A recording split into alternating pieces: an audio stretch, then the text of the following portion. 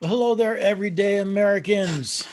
Paul Engel here. You join the Constitution Study live, doing our Q&A every couple of weeks so that everybody has a chance to not only learn a little bit, share a little bit, ask some questions. Let's see what's on people's minds. As usual, I'm going to start out with my own little topic of the day. And I've actually think I've got two. They're closely related. Um, One of the things, I've already got somebody commenting. So, but yeah, before I forget, if you are in YouTube Periscope, if you have a question, please post your question in the comments, and I should see them here on my screen, and I will try to answer them during the broadcast. Again, I love getting questions. This is primarily about answering your questions. So if you have questions, be my guest. I don't have anybody in the Zoom room with me today, so usually I have a few people that have signed up. They join. If you want to sign up, if you want to join me on Zoom, well, the nice thing about Zoom is when you ask a question, you can actually talk to me and we can have a conversation, which is a lot easier sometimes than trying to answer chats where I get different, chat messages interleaved and you lose track of what people are talking about. I do it and it's great, but you can join me in the Zoom room. Just head to constitutionstudy.com. You will see the events in the right-hand column of the homepage. Pick one of the live streams, register for it. You will get an email. Generally, I send 2 or 3 leading up to the event with the link to the Zoom so you can actually join me there. But if you're watching on YouTube, you're watching on Periscope, that's fine. Stick a comment, type your question into the comment, and I will answer it as the broadcast goes by. My topic du jour, what I want to start out with today, like I said, there's actually 2, but they're closely related. I heard on one of my news feeds. For those of you who don't know, I get news feeds from a lot of different places, and that I parse through for the radio program, for the podcast, for the Q&As. And one of the ones I heard today was the CDC is now recommending the vaccine for children as young as 12. Now, my issue isn't so much about whether or not someone gets a vaccine. To me, that is a personal decision based on your needs, your risks, your medical condition, and that of your children. But I'm finding it disgusting that we're pushing. Well, I'm really upset that we have an experimental vaccine. I was at a doctor's office yesterday. Was it yesterday? No, it was the day before yesterday. And we were talking to a PA, very nice person, and the question came up of, have we gotten the vaccine? And the answer is no. And my response was, well, I have a 99% chance of surviving COVID-19. So no, I'm not taking experimental drug when I've got a 99% chance of survival. And the PA said, 99%? I said, yeah, look at the CDC data. You have a 98% chance, everybody, overall, all age ranges. You take all the deaths, 98% of all COVID cases have not resulted in death. Those are numbers right off the CDC. In fact, the number is only 1.7% of the COVID cases have ended up in death, and that includes those who have died with COVID as opposed to of COVID. So I'm not real worried, and I'm not ready to be a guinea pig. Now, this person, what irked me about that was this is a medical professional. And she is apparently more than happy to simply say, well, Fauci says, get a vaccine. Let's not have any rational, reasonable discussion. I mean, she was polite, but she obviously paid no attention to what I was saying, just blew me off as some, I'm assuming crazy, possibly an anti-vaxxer, who knows? But that stuff irks me, that the American people now either are unwilling or unable to actually analyze information. We so worship experts that if they tell us the sky is green, we believe it. And I tell you here all the time, man, if the media tells me the sky is blue, I go out to double check. So that was one thing. The other was an article, or I'm sorry, a report I heard, and this is actually a couple weeks ago. In West Virginia, the governor of West Virginia is offering people, I think it was 16 to 35, $100 savings bond if they got the vaccine. That's right. West Virginians, your governor is bribing your young people to take an experimental drug when their odds, when they have some of the best odds of survival of anyone. We have the CDC saying, you know, as young as 2, wear a mask, when there's been no evidence that children that young can catch it, much less transmit it. In fact, I think it's 12 or 13, 0.0 something percent of the kids have gotten cases, and none of them have died from it. And there's no evidence that they transmit it. Yet we're putting face diapers. We're wrapping children's heads in diapers when their risk is as close to 0 as you can get in this life. And now we have governors bribing people to take an experimental drug. I'm just, you know, it's what's happened. You know, it's like Americans. It's like we've lost all will to govern ourselves. We just, you know, bow down to whichever expert the government says is in charge now and ignore all the facts to the contrary. It's what was it? Was it Brave New World, or was it 1984?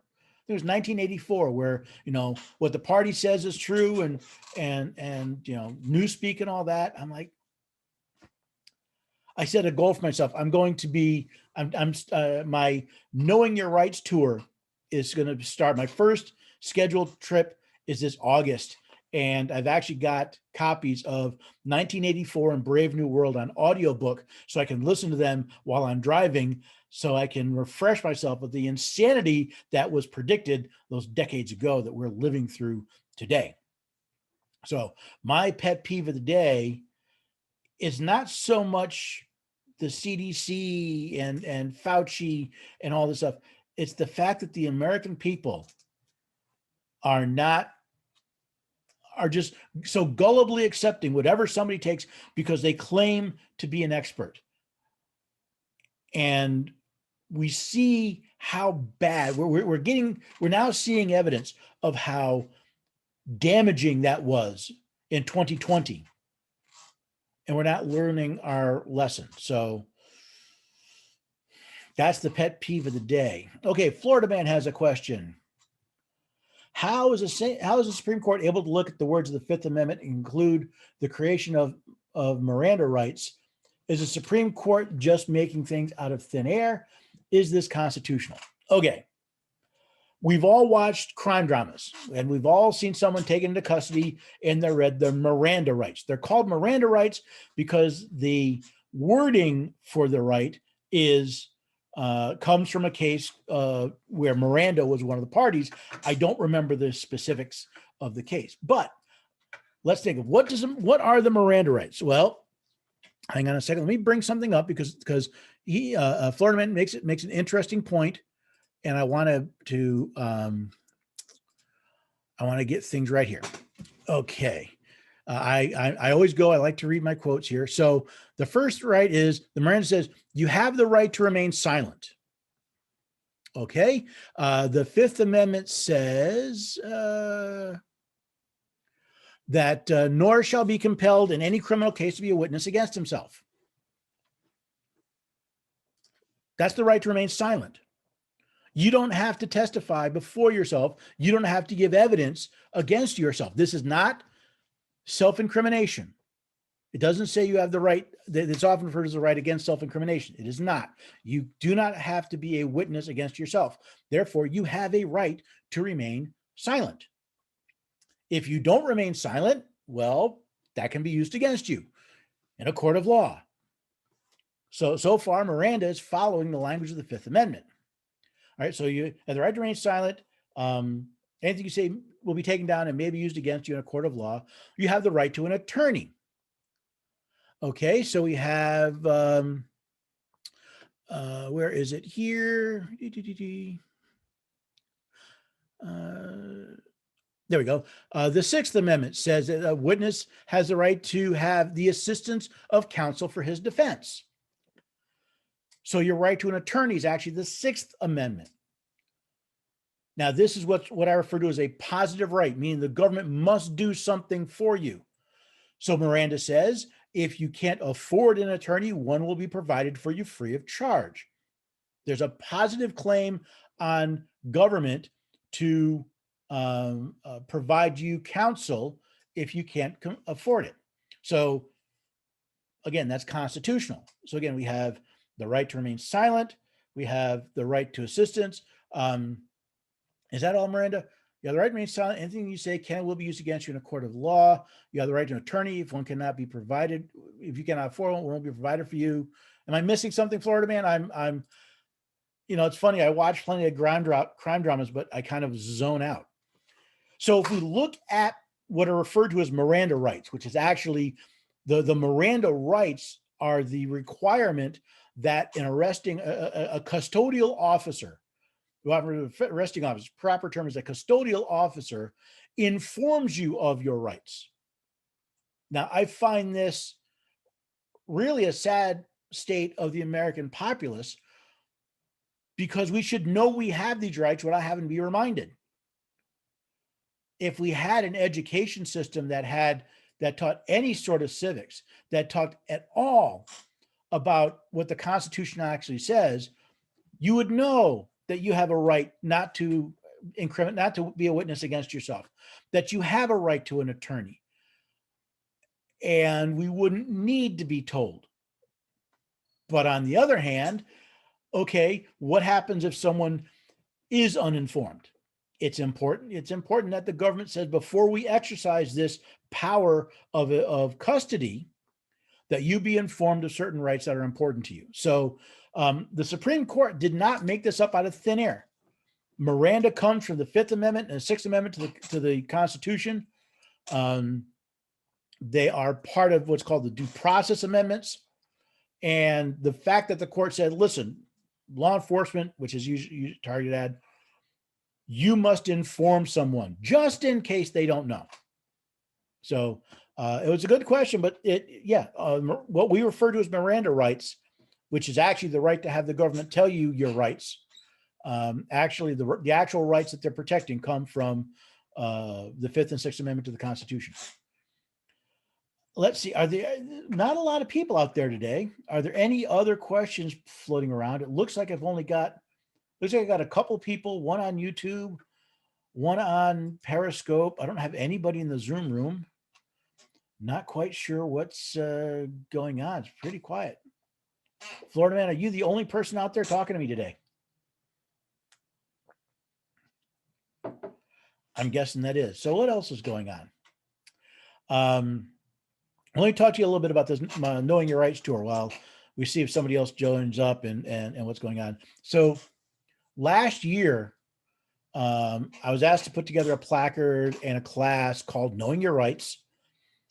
And it was designed to inform people all of the rights that are being infringed upon by mask mandates, by essential business orders, by lockdowns, by shutdowns, all of this nonsense. And I put together this placard and I put together a class, and it was focused on a certain topic. But as I'm desperate to get out and about and meet people. So I put together what I call the Knowing Your Rights tour, and I've kind of modified it. I've updated it to be a little more broad scoped. So it's, I'm still talking about your rights and the importance of your rights and knowing what they are and how do we apply them? How do we defend and assert them? And if you want to find out more, head to constitutionstudy.com/tour, TOUR, and you'll see a bit of description about what I'm trying to do on this tour. You'll see all my locations. I've got one location that I'm adding to it that I haven't put on the site yet. but you'll see all the locations I'm going to be. I'm going to be in Fargo, North Dakota, Kildare, North Dakota, Bismarck, North Dakota. I'm going to be in Thermopolis, Wyoming. And what I'm looking for is I'm actually looking for an app or a plugin or something I can put on the website that not only shows my stops, but shows my travel.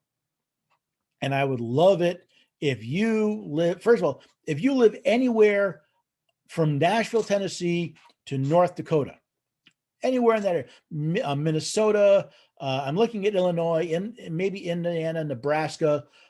If you're there and you want me to come speak to a group, go to the website. On that page, right? So you've got the description, you've got the schedule. There's a donate button so you can help fund my travel. By the way, I'm driving all of this. I'm not flying for one simple reason. I don't trust the airlines. They're going to tell me that I need a vaccine to fly, which is ludicrous. I don't trust them, so I'm not going to give them my money. But so if I'm going to be in that, right at the bottom page is a form. You can say, hey, I want Paul to come speak to us. Give me a little information. We'll set up a Zoom call and we'll discuss it. If we can make it happen, we'll make it happen. Hello, Philip, Florida man. I'll get to your other question in just a second. But so that's the plan. Is I'm meeting groups. I'm meeting in a bakery in one city. I've got some very nice person. We've got an all-day event in Fargo on Thursday. I think it's the 12th. It's going to be August. The morning I'm doing a Constitution primer for middle schoolers and high schoolers. Then the afternoon I'm talking about knowing your rights and all of that stuff. And there's going to be Q&A. Wonderful time. If you're anywhere actually it's in Grand Forks, not North Dakota. It's not Fargo. It's actually in Grand Forks. Check it out. We're going to have a lot of fun. I'm looking forward to meeting people. Stay in touch. You can find out more. All right, Florida man has another question. Thoughts on former Justice Stevens saying the Second Amendment should be straight up removed or modified to say only when serving in the militia? Crazy how this can be a Supreme Court justice. Well, so my first thought is you have to understand lawyers and judges do not study the Constitution in law school, right? They do not. I have asked every lawyer I meet, I ask them in law school, did they study the Constitution or constitutional law? One lawyer has told me they studied the Constitution. Everyone else tells me they study constitutional law. What is constitutional law? Constitutional law is the opinion of judges about, well, it's supposed to be the opinion of judges about the Constitution. What it really is the opinion of judges about the opinion of judges about the opinion of judges about the opinion. It's legal telephone game. The Constitution says something, a judge says something about it. Another judge says, well, so-and-so said it meant this, and and it's this constant drift away from the actual language of the Constitution. Now, that said, trust me, I am no fan of Justice Stevens. In fact, I'm no fan of really any of the justices. Kavanaugh so far, Gorsuch has been pretty good. Justice Thomas is pretty good, except when it comes to the law enforcement. He's got blinders when it comes to anything law enforcement. They get all the benefit of the doubt. But Justice Stevens is correct. If they want to do what they want to do, in other words, if he does not believe that people should own guns, the proper way to do it is to rescind the Second Amendment, to pass an amendment that repeals the Second Amendment or modifies it to say only when you're in the militia. But then we have another problem with the militia, and that is most people don't know what the militia is. Simply put, the militia is the armed citizenry. So I look at Justice Stevens and said, you know what Justice Stevens wants, he's right. The way to get what he wants, which is a disarmed populace, is to either repeal or seriously modify the Second Amendment. The reason we have a Second Amendment is what gets lost on most people. If you head to America Out Loud, well, actually, you go ahead to Constitution study, and what did I call it? It was for April, I think it was April 19th. And I think I didn't call it the shot heard around the world. But I talk about I'm sorry, it's called the Battle of Lexington. Battle of Lexington. Why is the Battle of Lexington so important? Well, it's early in 1770, I think was it late 74, 75. The British confiscated the gunpowder in Charlestown, South Carolina. And people went nuts. And Lord Dartmouth, who was the Secretary of the Americas under King George, strongly suggested to General Gage that they confiscate the weapons of the colonists. They were worried that the colonists might get uppity, or that they were getting uppity. So General Gage dispatched a column of redcoats to Lexington and Concord with two goals: confiscate the powder in the powder house, and if they find them, arrest John Adams and Thomas Jefferson. Now, being warned that the British were coming by Paul Revere, Captain John Parker had the Massachusetts militia on Lexington Green when the British showed up. Now, the British commander ordered the militia to lay down their arms and disperse. And Captain Parker's response to his men was, stand your ground, don't fire unless fired upon, but if they mean to have war, let it begin here. And you know what happened next? The shot heard around the world. That's right. The Revolutionary War, the spark that lit the Revolutionary War was gun control. Because the one thing tyrants are most afraid of is an armed populace, because an armed populace tends not to be subject to the laws of dictators. I've got some pretty good quotes here if I can find them. My quotes have been a little disheveled.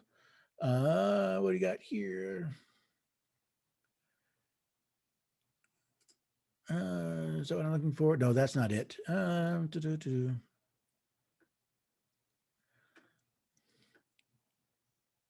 That was that. Oh, I like this. One of the ones I love is John Adams says, I must study politics so my sons can study mathematics. But that's not the one I'm looking for. Where is it? The reason we have a Second Amendment is not to protect hunting rights. No one was worried about Bambi taking your guns.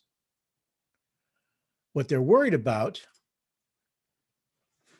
is an out-of-control government. Thomas Jefferson, in a letter to John Cartwright wrote, the Constitution of most of our states assert that all power is inherent in the people, that they may exercise it by themselves in all cases to which they think themselves competent, as in electing their functionaries, executive and legislative, and deciding by jury of themselves both facts and law in all judiciary cases in which any fact is involved. Or they may act by representatives, freely and equally chosen, that it is their right and duty to be all times armed. It is their right, it is our duty to be at all times armed. Why must we be at all times armed? Well, James Madison said, the advantage of being armed, which the Americans possess over the people of almost every other nation, the existence of subordinate governments to which the people are attached and by which the militia officers are appointed, forms a barrier against the enterprises of ambition more insurmountable than any which a simple government of any form can admit of. Notwithstanding the military establishments in the several kingdoms of Europe, which are carried as far as public resources will bear, the governments are afraid to trust the people with arms. Do you want to know why gun control is so popular amongst federal supremacists? Government supremacists? They're afraid of people being armed. Why?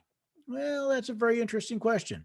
Noah Webster said, before a standing army can rule, the people must be disarmed, as they are in almost every kingdom of Europe. The supreme power in America cannot enforce unjust laws by the sword, because the whole body of the people are armed and constitute a force superior to any bands of regular troops that can be, on any pretense, raised in the United States. A military force at the command of Congress can execute no laws but such as the people perceive to be just and constitutional, for they will possess the power and jealously will instantly inspire the inclination to resist the execution of a law which appears to them unjust and oppressive. The last thing Justice Stevens wants, the last thing Joe Biden wants, the last thing most of the most of the central, the Marxists and the socialists, and the ones that believe in an unlimited government, that we serve government, they don't want the people armed. Why? Because we can stand up to unjust laws. I hear people talk about, well, the Second Amendment doesn't matter because they've got the Army, they got the Navy, they got the Air Force, they got the Marines, they've got the guns, they've got the tanks, they got the missiles. Two important things you need to know. During the colonial days, during the Revolutionary War, approximately 1/3 of the colonists wanted independence from Great Britain, 1/3 wanted to stay subject to Great Britain, and 1/3 didn't care. But out of that, only approximately 3% of the colonists actually fought for independence. 3. Now take this fact in mind. I did the research, including the Army, Navy, Air Force, Marines, the National Guard, and the reserves. In other words, all of both the regular military and what are referred to as the organized militia by federal law. They're called the organized militia. You put those all together, the U.S. military has about 2 million men and women it can arm. 2 million.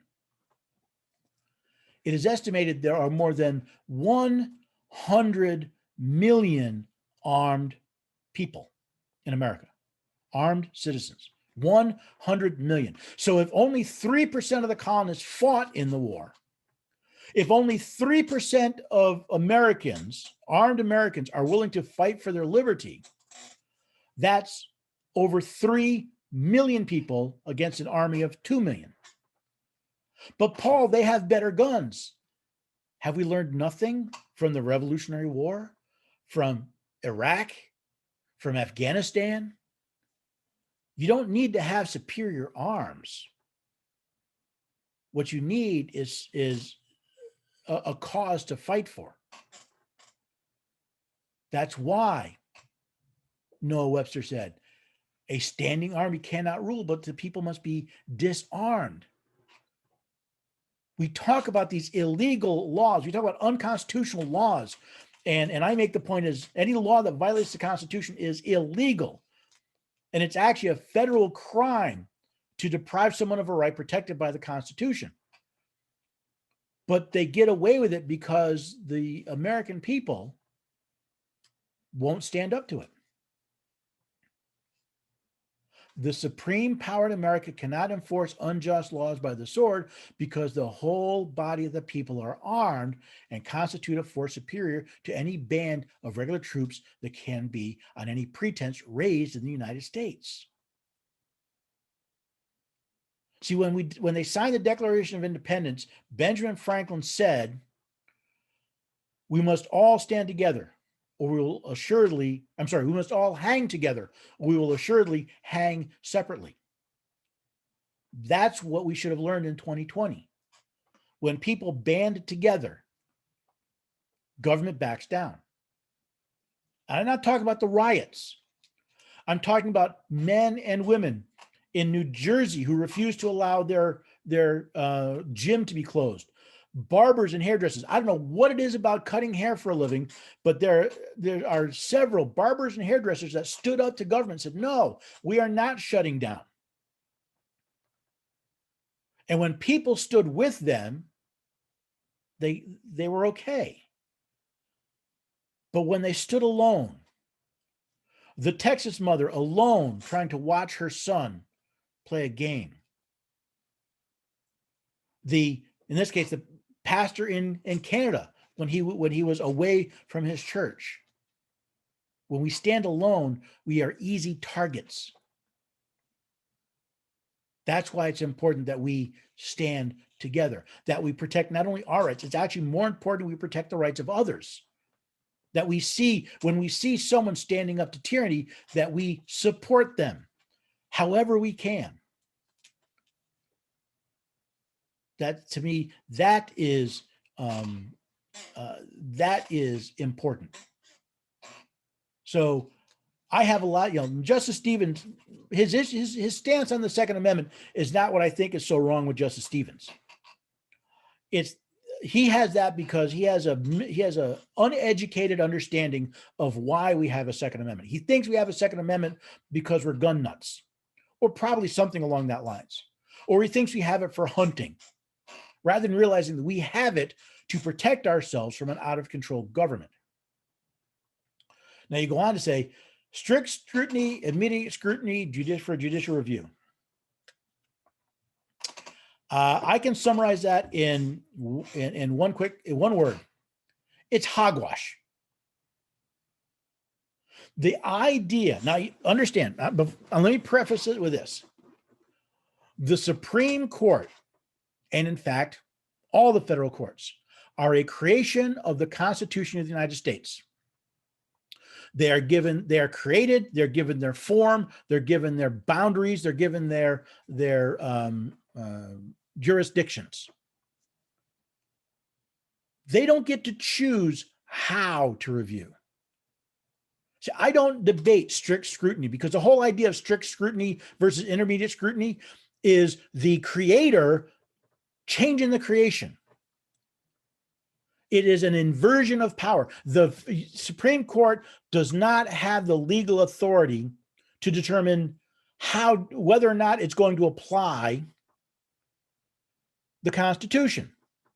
What do I mean? So for those of you who are unfamiliar with the terms, when a case comes, when your rights are violated, and that case comes to the federal courts, they have this whole myriad of rules that they call scrutiny. How close are they going to scrutinize the government's assertion that it needs to infringe on your rights? That's what scrutiny is. So they look and say, well, some rights, you need strict scrutiny. We need to look the government really needs to show they have a compelling government interest to infringe on your rights. Wrong. That is a lie. The government is legally forbidden from infringing on your rights in the Constitution. There is no such thing as a compelling government interest to infringe on your rights. The very reason we have government, the Declaration of Independence, is we create governments to protect our rights, not to determine when when we can actually exercise them. It is a lie from the pit of hell. So when the court looks at it and says strict scrutiny, even strict scrutiny isn't good enough. When the Constitution says shall not be infringed, that is the only standard. Period. End of story. Mr. Biden, you are colossally wrong. Every amendment of the Constitution is absolute until it is overturned or modified by the people through the states. That is the consent of the governed. The Constitution of the United States and of the several states are the consent of the governed for their government. You violate that, you violate the actual purpose of government. And since I'm on a roll, oh, there you are. I was going to say, where did I put that window? Let's look here, and I will quote, because I always want to double check, make sure I get the quote right. We hold these truths to be self-evident, that all men are created equal, that they are endowed by their Creator with certain unalienable rights, that among these are life, liberty, and the pursuit of happiness, that to secure these rights, governments are instituted among men, deriving their just powers from the consent of the governed. The only compelling government interest, the primary government, is to protect your rights, not to protect you, not to protect your family, not to provide for you. It is to protect your rights. And the only powers they can justly exercise are the ones we've consented to in the Constitution. And the Declaration goes on, it says, whenever any form of government becomes destructive of these ends, whenever the government becomes destructive of securing our rights, of exercising only the powers we've consented to, our founding father said, it is the right of the people to alter or abolish it. So when the Supreme Court says, well, we're going to use scrutiny, and maybe we'll use strict scrutiny, and maybe we'll use intermediate scrutiny, they are violating, they are destructive of the ends of government. And it is our right. In fact, later it says it is our duty to alter or abolish it. I would much rather alter it, because it still can be done at the ballot box. But the problem we have is everyone focuses on Washington, D.C., while the rest of the country rots. Even good places, there are, the number of people I talk to where, the county, the county people won't do this, or the sheriff won't do that. There's the problem. Unless we start with our counties and our cities, you're falling for the magician's trick. They're getting you to look at Washington, D.C. and forget all the power you have over the county. So, and by the way, for those who believe that the Supreme Court is the end all be all, read some of my articles, watch some of my videos, and see how often I prove that the justices of the Supreme Court need a reading comprehension class. In fact, there's a great one. Oh, here we go. I got a good one for you. Federalist Papers number 78. This is Alexander Hamilton writing. And he says, there is no position which depends on clearer principles than that every act of a delegated authority, contrary to the tenor of the commission under which it was exercised, is void. Now, in this paper, in this essay, Hamilton is talking about the judiciary and their role to help rein in unlawful actions of the legislative and executive branches. He's focusing on the legislature. He says, no legislative act, therefore, contrary to the Constitution, can be valid. To deny this would be to affirm that the deputy is greater than the principal, that the servant is above his master, that the representatives of the people are superior to the people themselves, that men acting by virtue of powers may do not only what their powers do not authorize, but what they forbid. If it's true for the legislature, isn't it just as true for the courts? Now, there was was about a year ago, Amy Coney Bryant was added to the court, and I just, a week or two, no, I just did an article and a video on South Bay Pentecostal versus Newsom, where I show that here's this, she's a strict constructionist, she's an originalist, and even she looks at this and said in her own, she said that if you work in a chorus in Hollywood and you're allowed to sing, but you can't sing in church, that's wrong. But if the state tells you can't sing either in Hollywood or the church, that's fine. I'm paraphrasing what she said. Your rights aren't a question of scrutiny or how closely they want to look at it. The very idea is not only anathema to the Constitution, it's anathema to liberty, that a creation of the states can decide for itself which parts of the Constitution it will enforce under which situations. It is disgusting. It is reprehensible. Hey, some of my Zoom mates have joined. Hey guys. I was a little lonely here, but I've been having a lot of fun with the people up on YouTube. Hey, so I got a question. Yeah. Can you hear me? Okay. So lawyers in lawyer school, they study constitutional law, and what that is essentially the Supreme Court deciding what the Constitution means or doesn't mean. No, it literally is judges quoting other judges. It's what I call the legal game of telephone. Yeah, and see that's the thing. Why don't the lawyers hold on? Why don't the lawyers view that as relativism with the law? I mean, they're just picking and choosing at that point. Why? How can that be law? Wouldn't that be lawlessness? Well, it is, but that's what they've been trained. You go to law school to learn. And if you're not taught what the Constitution says, when you're taught that, well, the Constitution says this, but it really means that. So we had the question about Justice Stevens and the Second Amendment earlier. When you're taught in law school that the Second Amendment, even though it says the right of the people to keep and bear arms shall not be infringed, it really is only supposed to apply to the militia. When you're taught things like, oh, the Bill of Rights only applies to the federal government until the 14th Amendment because the court said so.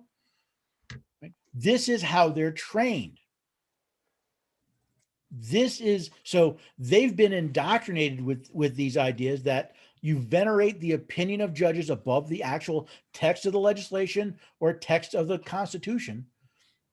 Why would we be surprised? Because you understand, not only are they being taught this, but they are, as a lawyer, depending on what type of law you practice, right, sooner or later you're going to be standing in front of a judge who's going to judge your case based on the case law that he or she was trained with. It is an evil system.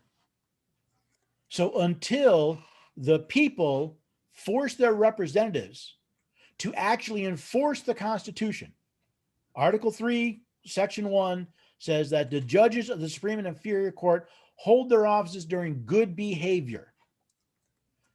Violating your oath of office to support the Constitution is not good behavior.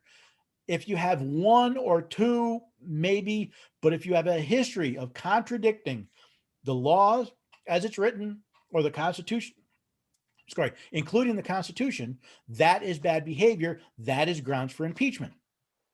When was the last time you heard of a federal judge being impeached for violating their oath of office, for putting their opinion above the language of the Constitution? And everybody, and the only people that can impeach a federal judge are members of the House of Representatives, the people we hire to work for us, to represent us in the federal government, our employees. It's our fault, folks. It's our fault. I find that interesting how no lawyer has ever independently come to that conclusion. You know, it's relativism. I mean, it's kind of like that, at least. Well, think of it this way. There's two ways we can look at it. Again, if you've never been exposed to the truth, the lie makes sense. Where is it in Scripture? It says, one side sounds good till you hear the other side. I'm paraphrasing badly. If you've never heard the truth, the lie makes sense. But the other thing is, here's the other part. How many lawyers do you think have absolutely zero interest in becoming a judge one day and making the law, setting precedent for themselves? If they view their job as to establish law, to set precedent that will be, that will be used throughout the country, why would you change the system so that when you got to that position, you couldn't do it? It doesn't attract people. Being a judge, I think that it attracts. It doesn't always attract people whose motives are simply to enforce the law as it is written. It is to, in many ways, establish the law. I just wrote an article, come out a week from Monday, talking about a veto of an infrastructure bill that James Madison sent back to Congress. And I talk about how, it's actually hard to sit there and say, you know what, it would be really nice. This might be a good thing, but the Constitution doesn't allow it. So even though I may want it, I can't do it because the Constitution doesn't allow it. That character is lacking in our government. And I think part of it is because it is a type of character that isn't trained into our young people. And it's certainly the people who are most likely to think that way are not drawn to those types of positions. Think about it. I've been asked multiple times to run for office. I'm like, I will not run for office. I'll say it again right here. I will not run for office. Now, if they want to draft me, if they want to write my name in and I win an election, I'd consider serving, but I will not go out begging for votes because the system is designed for people who have an agenda. So it doesn't surprise me. It's human nature for judges who have never seen anything different. I was talking back in late November, early December. I was on a conference call with a con law election attorney. This attorney has had 10 years of experience in constitutional law around the Electoral College. And I taught her something. Little old me, I never graduated college. I never went to law school, but I read the Constitution and I taught them something. Now, does that mean I'm some great shakes? No, but it reinforces that idea. You go to law school, you're taught certain things until your mind is opened, until you're exposed to the idea that, you know what, maybe the truth is something else. In many cases, it takes that epiphany for people to wake up and say, yeah, maybe this is not a good idea. So, okay. Philip asks, can college force students to get vaccinated? That depends. Private schools, yes. Public schools, no. Right? A private school is private property, is a private entity. They can set the condition for someone attending their school. A public school, meaning a school that gets public money, that is funded by public money directly, they're bound by the Constitution. They cannot deny someone control of the property of their body without due process of law. In fact, not only is it unconstitutional, not only is it illegal, it is a federal crime to deny someone, 18 U.S.C. 242, it's a federal crime to deny someone a right protected by the Constitution under color of law. So if a public school says you must be vaccinated, and by the way, this technically goes for any vaccination, they're committing, the person enforcing that is a crime, is committing a crime, and can be sent to jail, can be fined or sent to jail for up to a year. Now, are there situations where certain vaccinations are important? Yeah, I mean, there are certain, I was vaccinated as a child. My daughter got certain vaccines, but not others. But if we look at the law and the Constitution, a public school cannot require a vaccine to attend, which brings up a lot of interesting questions in, where was it? Yonkers, New York, I think. There's a Hasidic Jewish community that they were being ostracized because they would not vaccinate their children. Now, if that's bad enough, now we're talking about COVID, where you're not even talking about a fully tested vaccine. You're talking an experimental vaccine. Remember, the COVID vaccines have all been distributed under an emergency use authorization, meaning they have not completed their FDA trials. This is a discussion I was having earlier about with a physician's assistant. So, okay. I hear more Supreme Court opinions will be out on Monday. Yeah, this is the time. So the court, two things about the courts, right? They hear cases throughout the year. They start in October. They generally finish in June. and they usually save their more controversial opinions and release them in June. I do videos on any of those cases that I think warrant it. In other words, I'm not going to get into each and every case, but the bigger cases, I'm very interested in National Rifle and Pistol Association versus, is it against New York, Cuomo, or de Blasio? I don't remember. I'm interested in that because it gets into a question of May issue, and having lived most of my life in New York, I find that extremely interesting. But yes, I will do as they come out. I generally, what I'll do is I will read the opinion, and if I think there's a really good constitutional nugget in it, I will review that. So that's generally what I do. And in fact, Florida man, if you go to constitutionstudy.com, you can read, I've got several articles up there with associated videos on previous court cases. Florida man, yes. So the article and the video will be out on the 24th. I just recorded the video. It's still being edited and uploaded. In 1817, Congress sent a bill to President Madison for what was it? It was build roads, canals, and to upgrade waterways.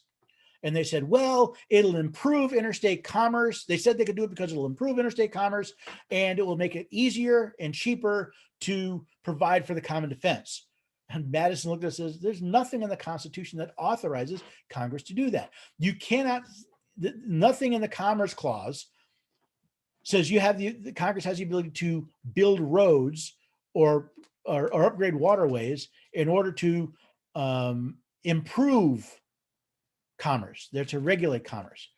And there's nothing in the idea of provide for the common defense that says Congress has the legal authority to build roads or make canals. So I go through that. Like I said, I just wrote it and recorded the video.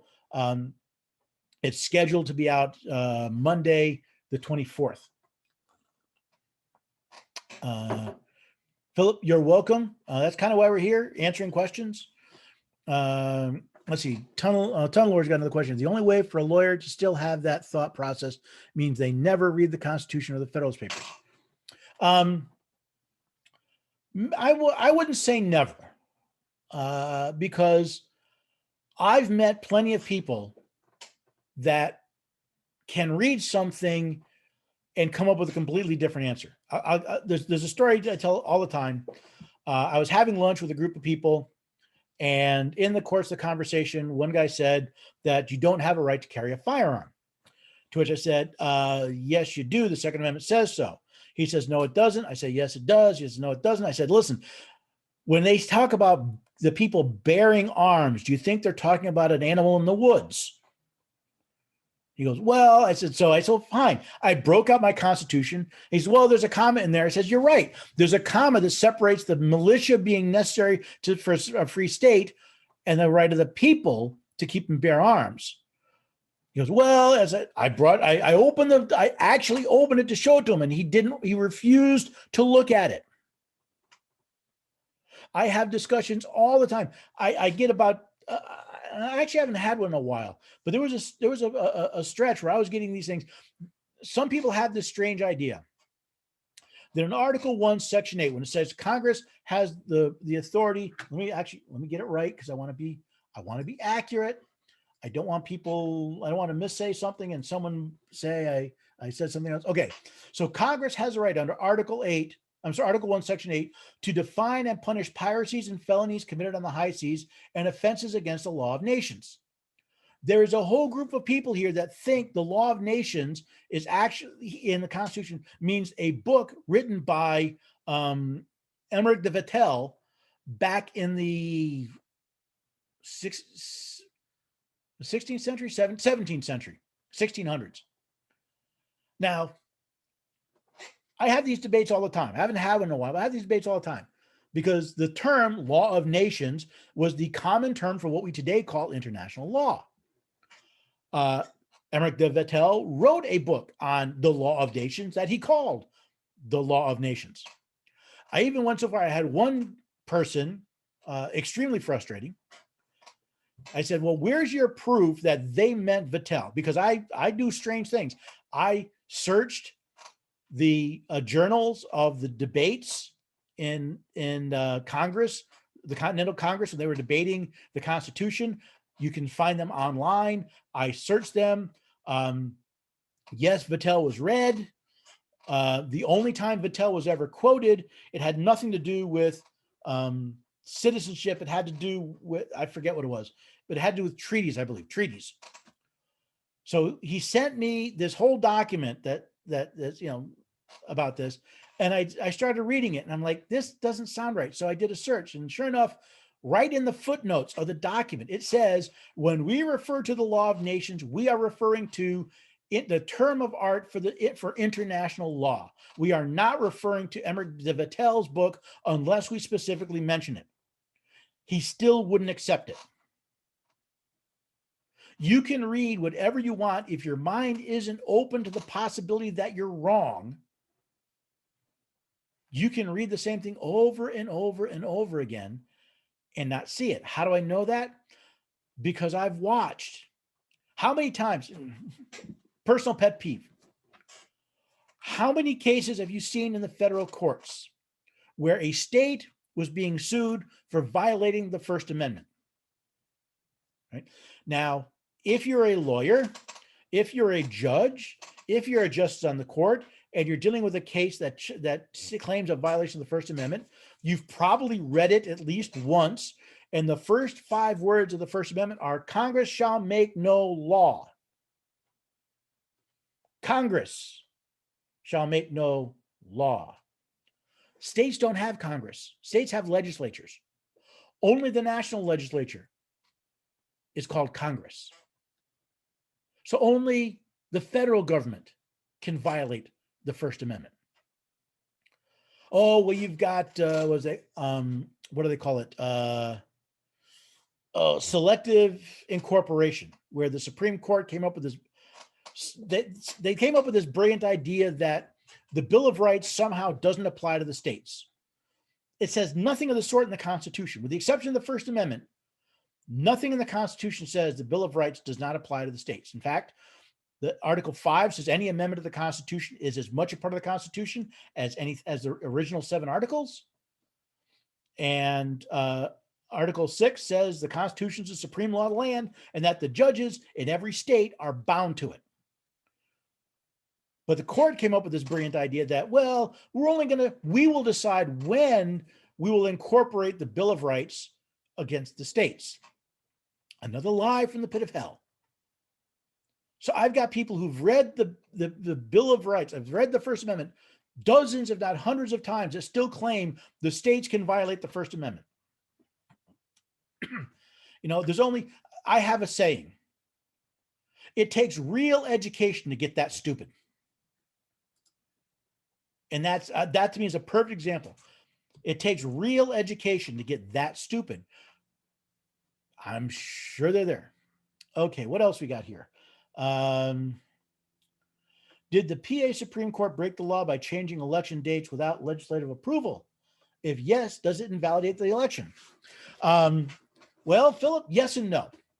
Yes, the Pennsylvania Supreme Court violated the law when they changed the manner of choosing electors. All right. Article 2, Article 2, Section 1, Clause 2. Each state shall appoint in such manner as the legislature thereof may direct a number of electors equal to the whole number of senators and representatives to which the state is entitled in Congress. So when the Pennsylvania Supreme Court, and by the way, I don't remember if Georgia did it. I think Wisconsin did it. Michigan did it. Several states did that. So they committed crimes. They violated the Constitution. Now, does that invalidate the election? Not exactly. So here's how it should have worked. And this is really what, if you look at the website constitutionstudy.com, look for, I think it was in December or January, the Texas case against Pennsylvania in the Supreme Court that was just, it was so badly botched. I mean, I was embarrassed for Ken Paxton because he had a beautiful shot. It was a hanging curveball, low and away. It was an easy swing for an on-base hit, and he just whiffed it because he got focused on the wrong thing. So once Pennsylvania when the Pennsylvania Supreme Court opined that they should change the rules, and the legislature let them, and the executive branch let them. Remember, the people do not elect the president, they elect electors. That means those electors were not properly appointed. So when we get to the 12th Amendment, and we read, the person having the greatest number of votes for president shall be present if such number be a majority of the whole number of electors appointed. What that means is that the Pennsylvania votes, the elector votes, should have been discarded. They should have been ignored and not counted because the electors were not properly appointed, because they were appointed in a manner other than determined by the legislature. Now, that also means that the number 270, the magic 270, would have gone down as well. Now, I didn't look. I didn't do the math. But if memory serves, from what I remember, that if you remove the Pennsylvania electors, the Wisconsin electors, and the Michigan electors, if you remove their votes and you retally it, President Trump would have won. He would have won a majority of the electors that were actually appointed, which is why it so bothered me when Trump went, on January 6th, when Trump was pressuring Pence to simply ignore certain votes. Pence didn't have that authority. Now, what's interesting is Congress, there's a federal law to challenge the appointment of electors. It happens in the joint session of Congress. A representative and a senator must sign a document that says we challenge these electors for this reason. It's got to be very specific. They should have said we challenge the appointment of electors from Pennsylvania because they were chosen in a manner, they were appointed in a manner other than the one chosen by the legislature in violation of Article 2, Section 1, Clause 2. In which case, then the two houses would have split. They would have voted on whether or not to accept it. Most likely, because of the politics of the day, those challenges would not have gone through, because at the time, the House was controlled by Democrats. And Democrats, Republicans, they were not going to let the other side win. If the electors were Democrats, the Republicans wouldn't, the Democrats wouldn't allow a challenge. If the electors were Republicans, the Senate would not allow those to be challenged, because we've got political parties rather than laws, which is why the suit from Ken Paxton was actually so important. See, what he said was, listen, these electors were appointed in a manner other than that chosen from the legislature. And by the way, they were very corrupt in how they did it. The problem is the Attorney General of Texas has absolutely no say in how another state conducts its elections. His only legal play was they violated the compact, that is the Constitution. Therefore, their electors were not legally appointed. Therefore, they should not be counted. period, end of story. But rather than doing that, he said, yeah, they did it wrong, but oh, by the way, and he spent 90% of his argument discussing other problems in the Pennsylvania election. So when the court got it, and oh, by the way, Paxton's, the remedy he was requesting. So remember, he's complaining that the courts have interfered in the election process. And his remedy that he requested from the Supreme Court was that the Supreme Court meddle in the election process. I don't remember if it was Kavanaugh or Gorsuch that actually received the complaint. And they said, one, you're dealing with stuff that has nothing to do with your state. There was one point that they could have, but it got lost in all the noise because he focused on the wrong things. But the court also said, and by the way, you're asking to do something we can't legally tell you to do. That is meddle in the election of another state.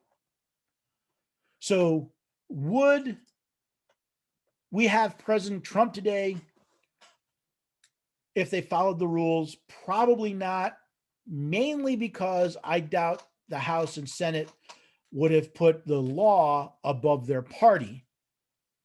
In either way it went. I'm not solely blaming the Democrats. The Democrats were to blame this time, but as far as I'm concerned, a pox on both their houses. Okay.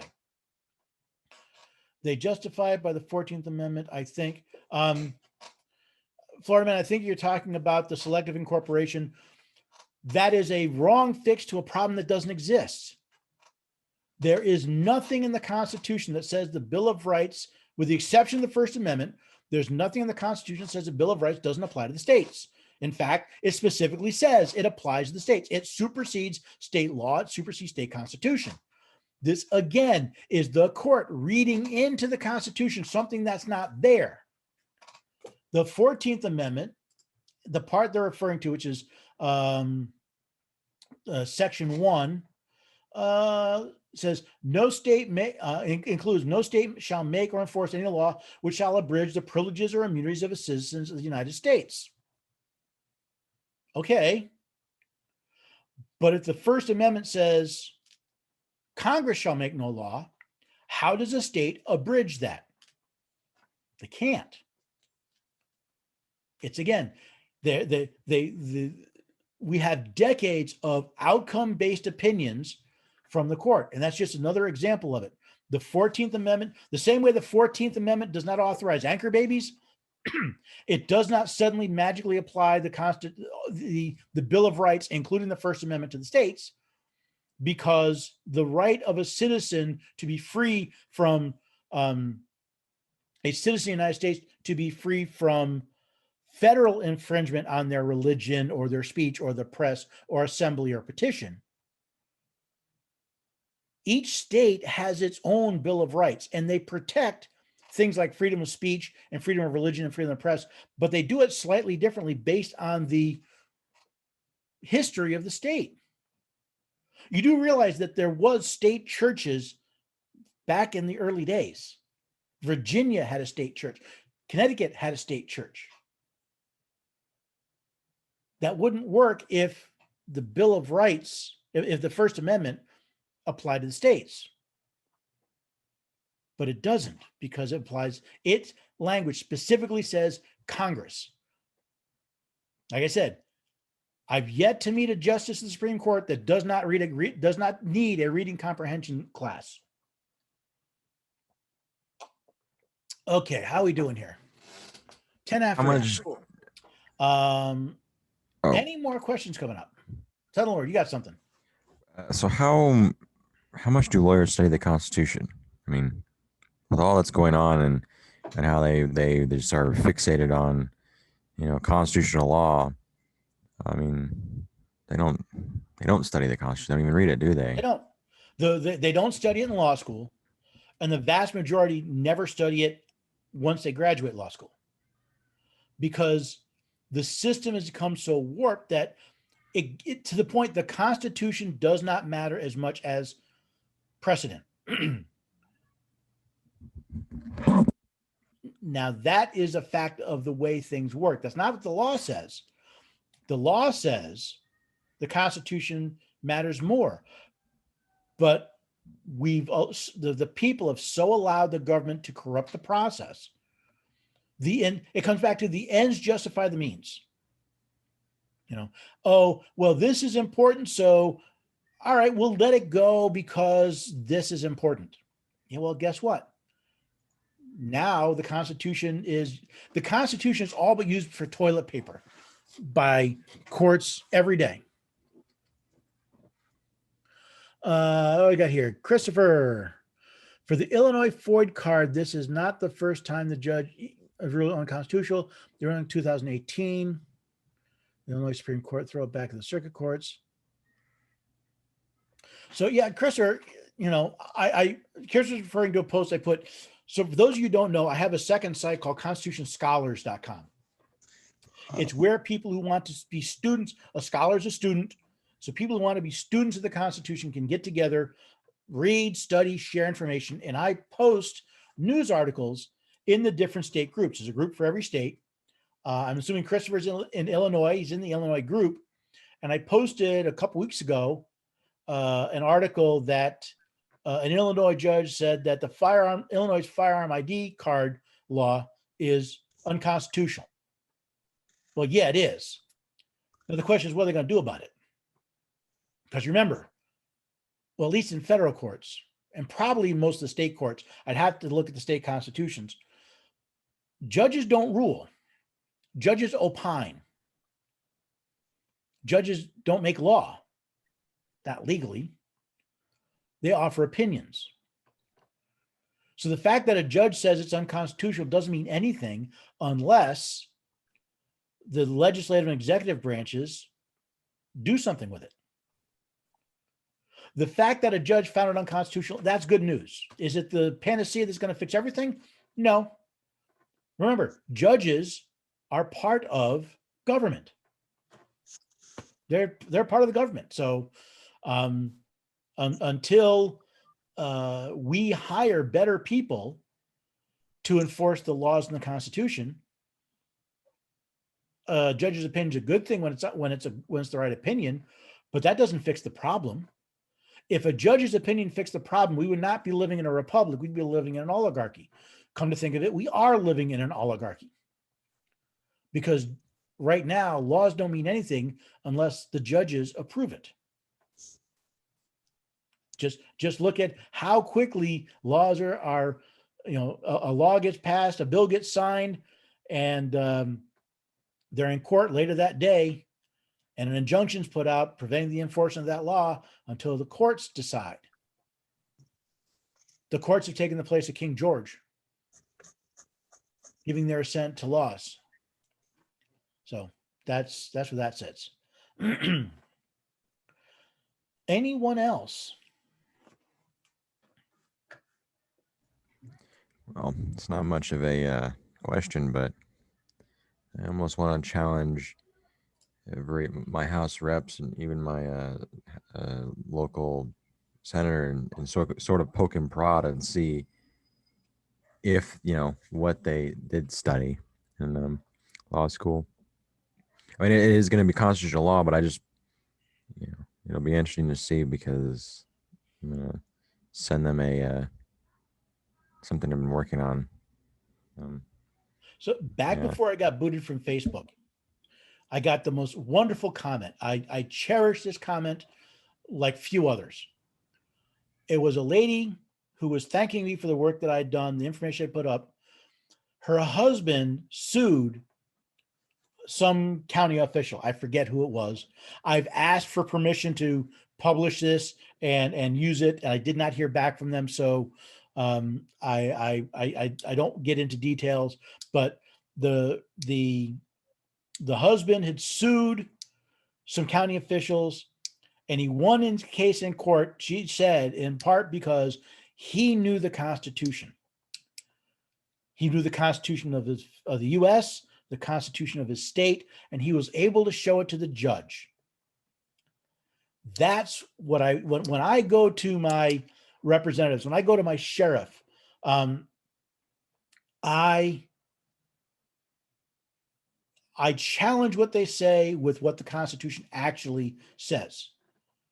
And that actually tells you a lot about that person, right? So, example I had back when I lived in New York, I had a representative that had a unconstitutional position on a piece of legislation.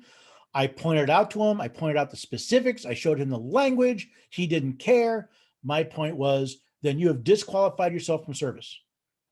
It is not only my right to try and find someone else to replace you, it's my duty to try and remove you from office because you have violated your oath. And it's my duty to tell every one of your constituents I can find that you are a liar and a thief. You lied when you swore or affirmed to support the Constitution, and you have stolen the right of the people to representation in their government because you are exercising a power not consented to by the people. And did it go anywhere? No, it was a House rep. It was our rep at the U.S. House. He doesn't care. I'm at most a handful of votes to him. He didn't care. Now, I go to my state rep and I tell them that, you know what, their biggest concern is either I'm going to become a loudmouth and tell everybody what they've actually done, or even worse, they're afraid I'm going to run against them. I'm not interested, but so yeah, my recommendation, and by the way, my recommendation, I don't care who you meet, please meet with your sheriff, meet with county officials, meet with state officials. You can meet with federal officials, but I start, like I said, sheriff, county, state. My best suggestion, go in and ask questions. Don't go in and make statements. Ask questions. If there's a specific piece of legislation, ask them, do you support it or not, and why? And when they give you the why, again, you got to be polite, give them the why, use the Constitution to show them whether they're wrong, the Constitution of the United States and the Constitution of your state. I have an interesting example here in Tennessee. The Constitution of the state of Tennessee says the right of the people to keep and bear arms shall not be infringed, but the carrying of firearms can be regulated for public safety. At which point I informed my House rep, my state House rep, you do realize that last sentence is void. It means nothing. But no, because it's superseded by the U.S. Constitution. Constitution, supreme law of the land, any law or constitution of a state, notwithstanding. You do that, one is you're less likely for it to be a simple confrontation and they dig in their heels and they go nowhere. It's the job should not be the job should be to educate them, to show them the errors of their ways, give them the opportunity to change, but informing them that if they refuse to change, you will inform others of their constituents that they've lied on their oath. They've lied in their oath of office. They've stolen your right to representation. They've exercised a power. Frequently, they're trying to exercise a power not delegated to them by the Constitution. They are a liar, a thief, and a fraud. Why are you hiring this guy or this lady? So, how's the Tennessee legislature been? They passed permitless carry, I thought. So, the Tennessee legislature's better than where I lived in New York. Not as good as I would like, but here's the interesting thing. They sort of backed their way into permitless carry. So an interesting quirk of Tennessee law, it is illegal to carry a firearm in public. Yeah, I said it's illegal to carry a firearm in public, but there are exceptions. So what they do is they wrote a law that said it's illegal to carry a firearm in subject, but there's an exception for this and there's an exception for that. So like there's an exception for a firearm in my vehicle because it's my property. There's an exception if I have a concealed carry, and we've actually got two classes of concealed carry permits. And one allows concealed carry only, one allows concealed and open carry.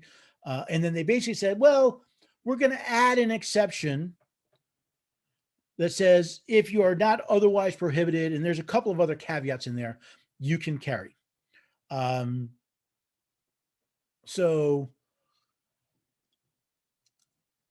I like the idea. I mean, constitutional carry, I mean, they say permitless. You're right. This is permitless carry. This is not constitutional carry.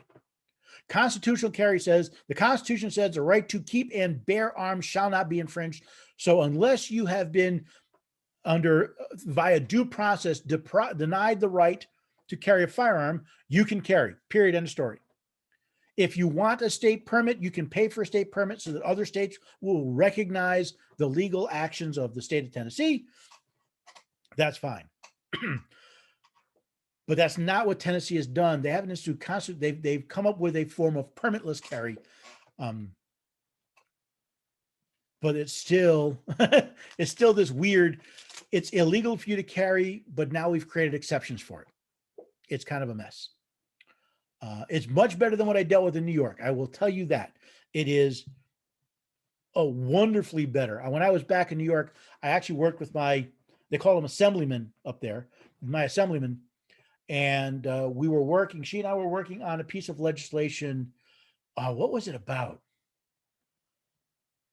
I think it had to do with, it was the state legislature was doing weird things, like they were pushing votes to way in the middle of the night and not giving, that was it. They were not giving legislators enough time to read the legislation before they voted on it. So I came up with an idea that for legislation that said, listen, you've got to give so much time.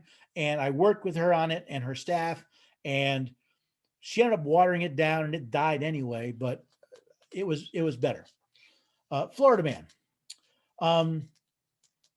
Well, put it this way. I believe asking someone if they carry a firearm is the equivalent of asking a lady how old she is. It's not done in polite society. That's my personal opinion. It's really nobody's business if and when I carry. I do. But the question really shouldn't be from the standpoint of carry. I look at it this way. The only person that should care if I'm carrying is the criminal or the people or the innocent people that may be saved by my actions. Other than that, it shouldn't matter to anybody. It's one of the weird, I moved from New York, and New York has this very restrictive May issue. New York City is really restrictive, but it's a May issue. I come down here and they say, yeah, you want a permit? Here you go. I mean, I filled out, I requested my carry permit in Tennessee when I got my driver's license. The place where I got the driver's license, I filled out 2 forms. I handed it to them. I did have to take a training course, and I did have to get fingerprinted, but it was like 2 weeks, and my permit showed up. It actually, in 2 weeks, it got mailed to my house, it got mailed to my place in Tennessee, and then forwarded, because I was still living in New York at the time. I hadn't moved. I was still in both places. It got forwarded to my address in New York in like 2 weeks.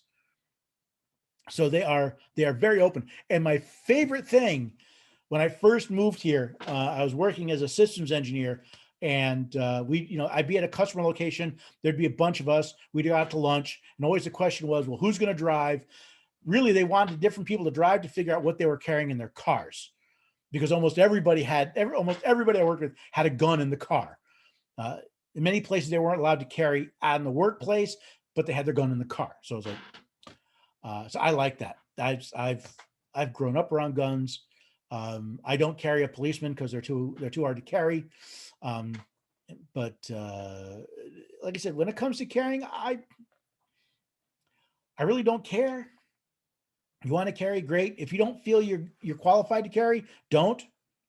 I love teaching people. I love teaching new shooters how to shoot safely. It's one of my favorite things. Friends, family will come over. I had a friend of mine. He brought his daughter. His daughter was interested, and he was a shooter, but he wasn't really comfortable, sometimes fathers, daughters. So he brought her over to my place, and I taught her how to handle a gun safely. And we went out and shot in the backyard, and we had a lot of fun. So I love it. I believe in protecting myself. The other interesting thing in New York is New York has very restrictive knife laws. So not only are you not allowed to, are they restrict carry, but even if you have a folding blade that you can open one-handed, that's illegal. That's considered a switchblade in the state of New York, and it's illegal. It's crazy. Well, it's not exactly a backyard. I have a spot that I want to build a backyard range. It's not really a backyard range, but I've got a spot where I can do a small caliber handgun, where it's safe to do that.